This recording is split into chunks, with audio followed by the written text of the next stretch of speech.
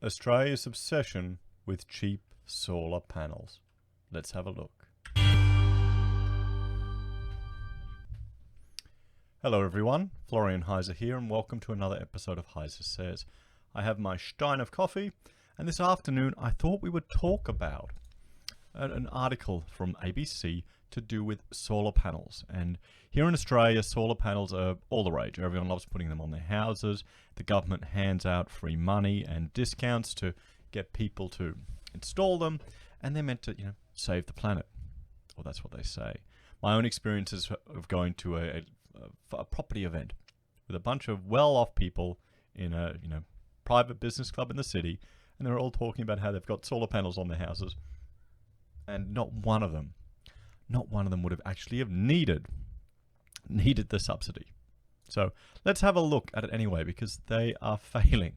They are failing. So this is from ABC News, and Australia's obsession with cheap solar is derailing the market, insiders say. Derailing the market. So rooftop solar industry veterans say Australia has become a dumping ground for poor quality solar products, and some are questioning the regulatory oversight of household rooftop solar installers and producers. Okay, so that's an interesting consideration. I mean, the market will provide if you have the government providing you with incentives to get as much product in as cheap as possible, and you want to maximize your revenue. And people are paying artificially low prices for these products. What do you think is going to happen? The market will provide, and you're getting dodgy stuff come in. An audit of the clean energy regulator by the Australian National Audit Office late last year found it is likely there are potentially tens of thousands of badly installed and even unsafe systems on rooftops. Not only are these systems risky, it is likely they are not producing the clean energy that Australia's renewable energy targets rely on. Now let's have a look. Let's have a look at, say, right now, at this time, at what time is it? 3:48 in the afternoon when I'm recording this video, and this is our Australian and today's energy production here in Australia. We can have a look here at rooftop solar. See this little bit here, this one here. So that's how much has been produced in the last 24 hours. There's all this gap here where it wasn't. We can turn it off. Okay, how about, wait a minute, I'll turn everything else off. Everything off. Brown coal, natural gas, wind, diesel, grid, kerosene, solar, and this is as opposed to that, large production solar, and we'll look at that. So we'll look solar, coal seam, look how much black coal is producing, and rooftop solar. So there's our rooftop solar. 2.9 gigawatts down to 2.2 at the moment. Okay? And that's solar power down there as well. So it's impressive how much rooftop solar is actually producing, but when you compare it to brown coal, black coal, natural gas, I mean, it pales in comparison, doesn't it? So yes. Let's also have a look at actual energy production at the moment in Australia in our, right at this time. Hang on, I'll refresh this website, guys. I will refresh it. One sec. There you go. So you've got the little star symbol is solar panels or solar production, and the different color is showing you how much our production is. So we'll have a look here in Queensland. There's a star one. Buckline Solar Farm, 72%. Okay, that's good. 14 megawatts, 11 megawatts out at Longreach. But look at all these big red power stations, 101%, 95%. So yeah, so even our solar plants, look at these ones. They're all 4%. Wow. 4%, 5%, 7%, 8%. So it's not as beautiful as everyone says. So about 1 in 5 Australian homes has installed rooftop solar. Now, I'm not a complete Luddite. I do see a place for solar and its use particularly overseas. And frankly, we're going to get solar on our house because, well, I'm working from home. My wife and I work from home. We've got the power here. I've got literally 6 computer screens in front of me from my my recording set up. I've got the servers running, all this equipment. So we burn through power during the day. How many homes don't? How many homes don't? So the ANAO found 1.2% of rooftop solar installed has been inspected by the regulator. That's concerning. Look at that. And only 1.2% of all of that's been installed has actually been inspected. Now, when we had the roof bat scandal, the GFC, they had a scheme. The Labor government implemented a scheme where you could get roof installation bats installed in your houses to reduce your power usage costs. And people actually died because it was rushed out, it was unregulated, and every man and his dog hired a 15-year-old to install these bats in the ceilings, and they'd be staple, short. Or they'd put, aluminium-backed bats over electrical wires, not enough insulation, get electrocuted, houses catch on fire. So that's the problem. Whenever the government gets involved in these things, there's all these other unintended consequences, and sometimes people die. So the regulators' inspections found that about 1 in 6 solar installations was substandard and about 1 in 30 was unsafe. That's concerning. Based on the sample, the audit found there would be hundreds of thousands of substandard installations and even tens of thousands of unsafe solar systems across the country. Oh boy. So, Wollongong resident Rex Slayton spent $8,000 installing a rooftop system in 2015, which he expected would last for 25 years. Okay, I'm gonna have a shot of coffee, and I'll spill it everywhere. But still, it's good coffee. And it only lasted 4.5 years. 4.5 years. Just think about that. Think about all the embodied energy in the manufacturing. I'm sure these are replacement ones, or maybe not. In the manufacturing of these panels, and the fact that it only lasted 4.5 years, meant to last 25. He said a manufacturing fault meant the 20-panel system had been gradually damaged by water. He said it was incredibly disappointing, to say the least. Well, yeah. Yes. It made me feel a bit sick, really, because the warranty was for 10 years on the product, and we were expecting a substantially longer time than that. There you go. On the day, 7:30 visited Mr. Layton's property. Joan Fleury's company, Thrural Solar, why do you pick that name, mate, was removing the panels and replacing them. These can't be fixed. Of course not. They're cheap off-the-shelf product. There's no way of reversing the issues that they have with them, so they're basically dead panels. It's a job he doesn't like doing. Well, yeah, it just shows you. They're all getting removed. All getting removed. He was just one of dozens of solar installers 730 spoke to, who said poor quality roof solar was all too common. A large amount of those early panels, since, say, 2008 all the way to 2014, a lot of those panels have come back down off the roof, he said. He's worried about the reputation of the rooftop solar industry with poor quality systems that may only last a couple of years, leaving customers disappointed and out of pocket. Oh, pardon me, sorry about that. So yeah, well, also what about the environmental impact? These panels take energy to manufacture. I mean, they take energy to build and to manufacture, and if they fail, then they're actually a net negative on the energy. And does this guy have a hammer and sickle on his thing? No, okay, it's just 2 hammers. Still, the red and yellow, the commies have claimed that color. There's a lot of things that are wrong or negative in the solar industry. Well, yes, it's because it's artificially, the prices are artificially manipulated by the government getting involved, really. Some are fine, some are really poor quality. In Canberra, Dr. Michelle McCann runs one of the few laboratories in Australia that conducts commercial testing for solar panels. We're in a pretty good position to assess how panels are performing across the whole of Australia, simply because we are one of the few options in Australia, she said. We have found that the performance is really variable across Australia. Some are fine, great, and some are not. Some are really poor. Well, notice how none of the panels would be manufactured here in Australia. None of them are in Australia. They all come from overseas. That just shows you. I mean, it's concerning, isn't it? She said that even new panels with high-end brands may not perform as well as expected, and often manufacturing faults are not visible to the naked eye. Yeah, you can't tell from the outside of the panel whether it's going to be good or bad, and you can't tell by looking at the brand name of a panel whether it's going to be good or bad, she said. Oh, I think if you imported some German panels and paid double the price as opposed to Chinese manufactured stock, you probably could bet that they're going to be better quality, you know? What about some Australian manufactured panels here? Do we have any? One of the worst performing panels she has tested from the Australian market was a panel that produced 12% less electricity than its advertised rating. Oh, I'm not surprised. That's actually better than I thought.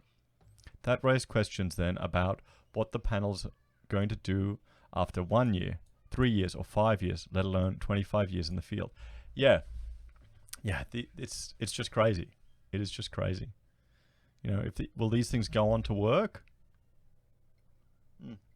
Actually, let me know in the comments. Now, if you've got experience with solar panels, if you've put them on your house, if you've got friends or family that have used them, please share in the comments your experience. I've got family who would never do it again, you know. And then I've got neighbors who swear by it. I asked him to sell me the power across the fence. He didn't want to do it. She said some of the overseas manufacturers were sending poor quality solar products to Australia, knowing they would not be checked. What we can conclude is that in some cases, unfortunately, they know that we are not really checking the quality of what is coming into Australia. And there is a lot of companies out there. Some of them are cutting corners where they can make extra money. Well, it actually becomes the responsibility of the company importing the panels. So if you're a manufacturer, if you are importing an overseas product, say something from China, maybe a panel, then you are deemed the manufacturer. And Australian composite, you're responsible for all the ACCC requirements. You're responsible for meeting the warranty requirements for the product. You're responsible for ensuring that it meets Australian standards. Now, maybe this has got more to do with Australian standards than anything else. So, she said Australia does not have a rigorous culture of testing imported solar products. We don't have a rigorous culture of testing a lot of building products, and that's a big issue here. We've seen that on a lot of our construction jobs. We've seen that on a lot of the flammable claddings that have been put into projects. And I've looked at a lot of those in the past. Just have a look at my Opal Tower playlist, guys. So, when there's no expectation that your product will be checked, then there's a little bit more flexibility to ship out the poor performing products that will inevitably result from the production line. Oh, well, there's no evidence. Is that maybe all their products are just crap? See, that's the thing. She's making that assumption. And unless they've got actual evidence they can put forward, that still is just an assumption. Australian consumers are notorious and known overseas for caring a lot about price and not caring about quality. And when that happens, you get the cheaper product. And the cheaper product is not always the better performing product. Well, yeah, that's Australia. That's developers. Honestly, that's development product, and we're seeing that. So, homes destroyed by rooftop solar fires. So, the acting commander of fire investigation and analysis at Melbourne's Metropolitan Fire Brigade, Steve Attard, said homes can be destroyed in fires that have been caused by rooftop solar systems. Well, yeah, that's a concern, and they're not sprinklered. There's no way to put them out by itself. People are losing their homes, and a lot of their homes, by the time we get to the scene of the fire. The fire travel has destroyed at least the roof compartment, he told 730. Wow. That's concerning. You wouldn't want to die because of your solar panels. And if they're all manufactured overseas, rather than investing in subsidizing overseas manufactured product, and having a pretend saving. I mean, let's have a look again. We will look again, at how much energy is being produced here. Right now, 2.2. And even you look at all of our solar plants here in Australia, 14%. And this is obviously the commercial plants, 8%. I mean, it's what, 3, 4 o'clock? It just shows you, doesn't it? It just shows you. So yeah,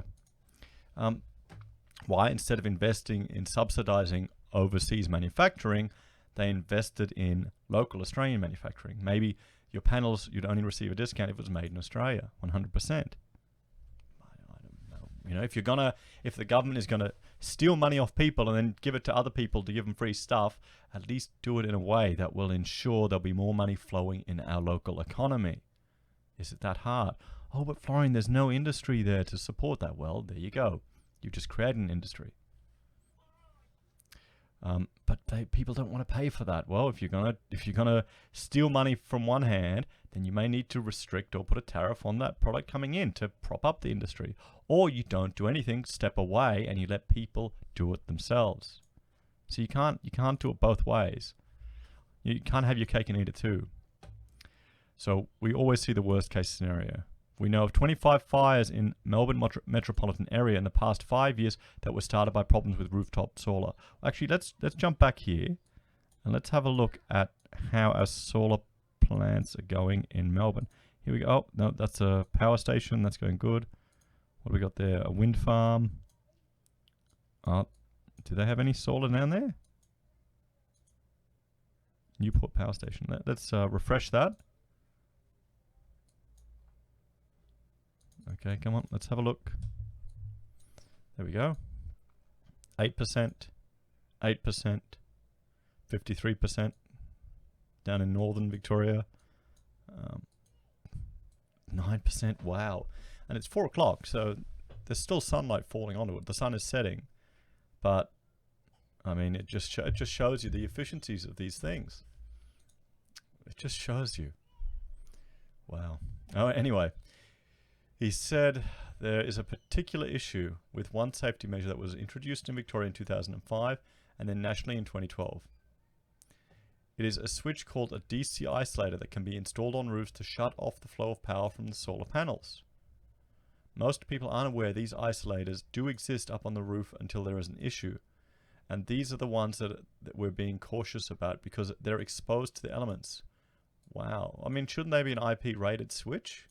An IP rated switch that you can get up there, or you'd have it accessible.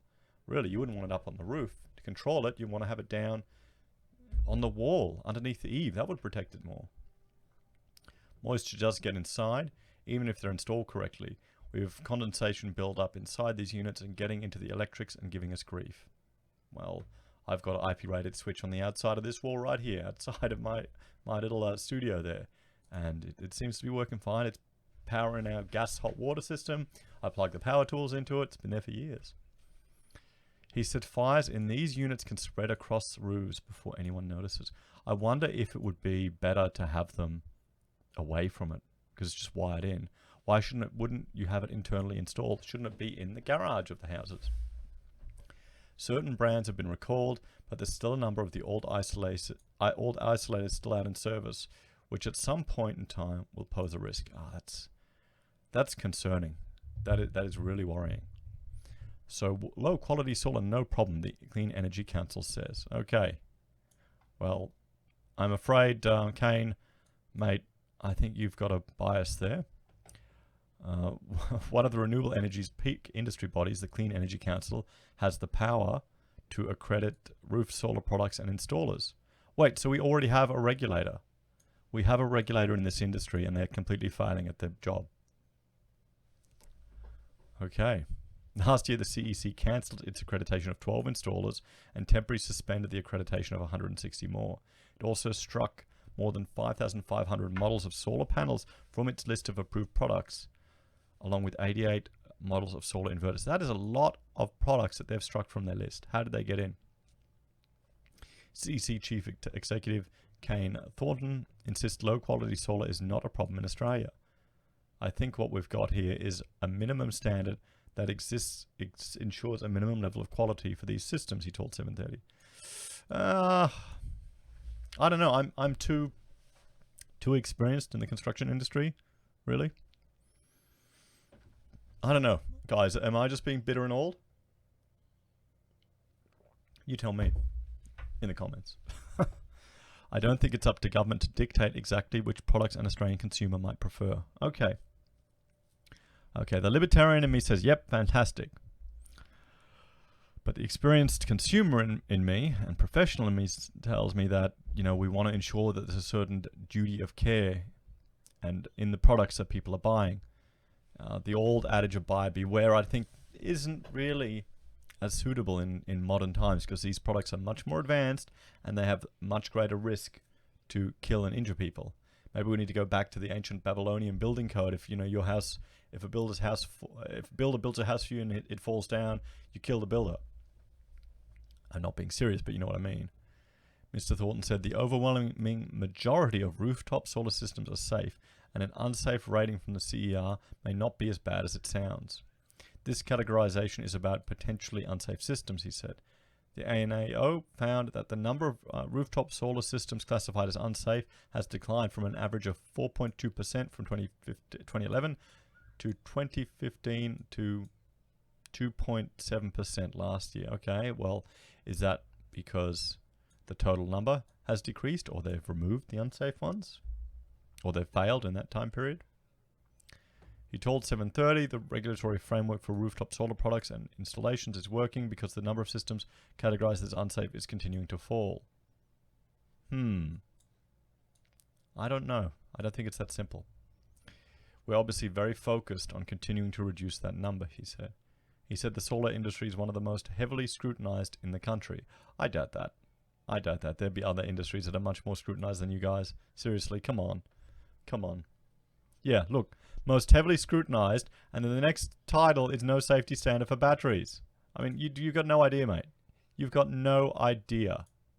We've got 2 million homes with rooftop solar and very, very few actual incidents relating to safety within the industry. There's more work to be done. I don't think anyone disputes that. So here's the real kicker, the no safety standards for batteries. This is concerning. Some of the problems emerging in rooftop solar are the result of a massive growth in demand fueled by government subsidies. There you go. There you go. Artificial demand. But there is a chance Australia could repeat some of the same mistakes with the next boom in home energy, household batteries. The national audit found some of the risks of batteries, including electrical shock, gas explosion, fire and chemical explosion. Yeah, it's like, I mean, every time you handle a battery in your car or your boat, you worry about these things. You're going to have this attached to the side of your house. About 60,000 home batteries have already been installed, but there is no agreed Australian standard, wow, setting out the minimum safety requirements for their installation. That's concerning. That's really concerning. That's worrying. An updated Australian standard is expected to be released in August this year. The CEC has accredited about 950 installers to work with home batteries. Mr. Thornton said home batteries are fundamentally very safe. We need to remember that these types of batteries have been used in cars for many years. They're also not dissimilar to the batteries that are in many people's homes in the form of cordless power tools, he said. Yes, but the scale is different. The size is different. The battery that you're using in a car is of a different size. The amount of chemicals in it is substantially less. So when a car battery explodes, it's going to be different to a house battery exploding. And you're not sleeping next to it, hopefully. Renewable energy certificates not cancelled if system fails. Now this is the real kicker of this whole thing, to be honest. When I read this, I said, oh, I've got to definitely make a video about this, because this just shows you that it is all a big con in some ways. So one of the biggest selling points of rooftop solar is the government incentives that reduce the cost of systems for consumers and form the basis of the national trade in carbon abatement. When a household installs solar panels, a renewable energy certificate known as an STC can be created, which assumes the panel will produce clean energy for 12 years. The certificate can be bought by a polluting company to offset its carbon emissions and contribute towards Australia's renewable energy target. Now let's have a look. Let's have a look from the Australian Carbon Market Institute, some examples of other projects. And sorry, I have to look down here to see the website. At some of the other projects that are involved in it. And I've discussed these before in previous videos. Let's look at here we go, some savanna burning projects. And this is the Willingin fire project, and it involves, generates ACCUs as the credit. It's abating 35,000 tons of CO2, and they won't tell you who bought it.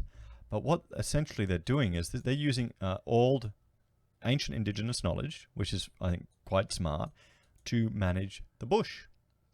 So in a lot of northern Queensland, Northern Territory and Australia, they will burn the scrub earlier in the year so that there's less potential carbon dioxide put into the atmosphere than if it was burnt later in the year. Okay? So they'll burn it earlier in the season rather than later in the season. Because if, the fire started later in the season, there'd be more stuff to burn. It would cause more issues, more carbon offset. So then that carbon saving, they can sell and they can make money for it. And honestly, the fact that it's going to the local indigenous communities and it's employing people in jobs, I think fantastic if people are going to buy it. But is it actually really that much of a carbon offset or saving? Maybe you should get it once when you implement it. But I mean, it just shows you some of these projects are concerning. What have we got? We've got savanna burning. There's a whole heap of them here. Savanna burning. You've got vegetation. There's a regeneration project. We can look at, agriculture. There's just one there. Pastoral beef herd management project that's saving energy. Energy efficiency, there's none. Industrial fugitives, none. And just the different types of credits that they're getting. So let's just say my confidence in the carbon offsetting industry is slightly reduced. I'm skeptical of it. I'm skeptical. Ever since I could fly an aeroplane and offset my carbon for $12, I've become very skeptical. So, but if the solar panels fails just after a few years, the certificates can still be used to offset emissions. So right here. So if you're buying clean energy, you're buying clean this, you're paying money to get these certificates, you may not actually be doing anything. The panels may have failed. The initiative that was used to offset this may have disappeared. So yeah, I mean, there you go. And I'm just going to bring up this quote from our chief scientist, where he's discussing, if the world were to reduce its carbon emissions by 1.3%, what impact would that have on changing the climate? This is from a Senate hearing. And Dr. Alan Finkel said, my response to that would be the impact would be virtually nothing. But I would actually argue that if we've got examples here where this is a negative, so people are buying these products to get the credits, then they're buying the credits to offset pollutive behavior, but they don't exist, they're fraudulent, it's going to be a negative. So back to the article, it still counts towards Australia's renewable energy target. Well, there you go. The market for renewable energy from rooftop solar, as well as wind and solar farms, is worth $1.5 billion a year and rising. The CER, which looks after this market, says there is no provision under the current laws for STCs to be cancelled if a system fails early, and its expectation is that the system would be repaired or parts replaced. Okay, so here you go. That's the issue right there. That, I'm going to draw a big box around it. Now, is that fair? You've got a system here where there's... Hang on, I'm going to the wrong one. You've got a system here where it's impossible to take back the certificates. What punishment are the people going to receive for that? Nothing. If you've invested in it yourself, you've bought the panels from someone and then they've got the certificates, they've sold them. Are they going to come and repair your equipment? Are they required to repair it? What do you reckon? The CER also says the STC credits for rooftop solar are calculated conservatively so that if a small number fail and are not repaired, it is immaterial across all the systems that receive the certificates. Okay, but what about, do you take account of the fact that, right here we've got systems that are producing, such low efficiencies. 8%. Let's look at Adelaide. Let's not pick on everyone else. Adelaide or South Australia. 12% of efficiencies. I mean, is that what these certificates are based on? Oh, wait, sorry. That's a fossil fuel one. Not too high. Let's look at some wind. The wind will be going good. There you go. Wind farm. But they come and go. Are they taking account of that as well when they're doing this? What do you think? So different rules in each state and territory. It just keeps getting better. I know as an architect, some people are concerned about the quality of how long this looks. What's going on with the appearance. So I was just checking the time of the video, how long I'm going on for. But with regards to covering a house with solar panels, they can look pretty dodgy. Yeah, doesn't look pretty. ANAO audit found that SIR had administered Australia's renewable energy target effectively, except for the enforcement activities of its investigations unit. Yes, of course, because that's the actual work they have to do. Everything else you can do in an office. As part of its four main recommendations, the audit said CER should examine the electrical safety risk posed by rooftop solar more closely. Maybe that should have been done before we started installing these things everywhere. CER accepted these recommendations, but told 730 it was an economic regulator and not primarily responsible for rooftop solar safety. Passing the buck. Really, the electricians should be. The electricians should be. They're the ones installing it. That job falls to the state and territory electrical safety authorities, yes, who receive notifications from the CER which systems are not up to scratch. But 730 found some parts of Australia had far more comprehensive checks than others. Authorities in Tasmania, the ACT and Victoria inspected every system that is installed. The Northern Territory also runs its own inspection regime. Inspectors in the NT have checked 295 rooftop solar systems in the past 12 months. Queensland authorities told 730 solar installers with a history of substandard work are targeted for audits. Oh, there you go. New South Wales authorities said they rely on notifications from CER and that a target compliance program for solar installations is underdeveloped. So New South Wales is doing nothing. Queensland are only chasing after the bad eggs. Authorities in South Australia, where almost a third of homes now have rooftop solar, could not provide any information. Okay, so South Australia is doing nothing. New South Wales is doing nothing. In Southwest WA, where the state-owned company Western Power is responsible for rooftop solar inspections, almost 10,000 checks have been carried out in the past 18 months. Well, there you go. Horizon Power, which serves rural and remote WA, was unable to confirm whether it runs an inspection regime independently of the CER and was unable to provide any figures. Well, there you go. They do nothing as well. 730 understands that several state authorities have become increasingly dissatisfied with CER's regime of testing and are planning to expand their own checks of rooftop solar systems. The CER provided a statement to 730 saying it required by law to inspect a statistically significant number of rooftop solar systems, about 5,500 over a 2-year period. There's been an overall downward trend in the level of unsafe systems installed. Yeah, they've said that already. Good on them. So, guys, what do you all think about this? I think the fact that the systems can fail and the credits themselves that are being used to offset this, that people are claiming to generate, credits and offset their carbon pollution, the fact that that can be, that can fail and disappear and still exist as credit form just really makes me skeptical about the whole thing. It really, really does. Anyway, guys, please like, share, and subscribe. Ding the bell to see my daily updates. Let me know what you think in the comments. Do you love solar panels? Have you installed them? Are you in the business? Or have you had nightmares with them? Or would you only buy the German brands? Anyway, guys, like, share, and subscribe, and I'll see you all again tomorrow. Bye for now. Hang on. There we go. Nope. There we go.